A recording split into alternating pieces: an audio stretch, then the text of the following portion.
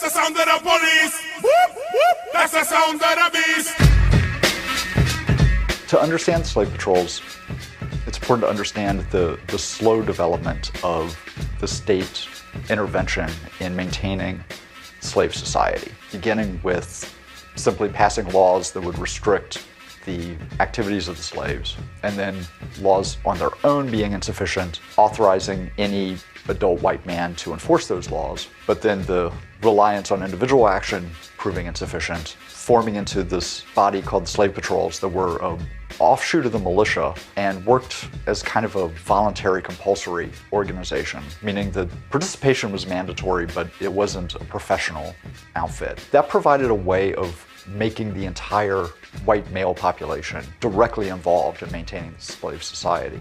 As industrialization came to the South and there were larger slave populations in southern cities, the slave patrols moved similarly into the city. And there they became professionalized, and very quickly their duties expanded and they became a body that we would immediately recognize as a modern police force. Overseer, overseer, overseer, overseer, officer, officer, officer, officer.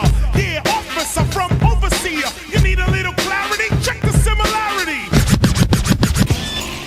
And now, 200 years later, the basic function of the police is largely the same. It's maintaining the stratified nature of the society, both in terms of race and class. White lives matter! White lives matter! White lives matter! White lives matter! If you look at the whole concept of white supremacy and how that fits into the counterinsurgency on a historical basis, of course, the oldest terrorist organization in the United States, which is the Ku Klux Klan, that was a group that was founded right after the Civil War to inflict terror against the African people in the United States who had been newly freed from slavery and who were beginning to try to organize. And then as you move on into the 20th century and the civil rights movement began to develop, the Klan and other groups would work alongside the police, whether it was local police or whether it was sheriff's departments, and they would work together to inflict terror, to restrain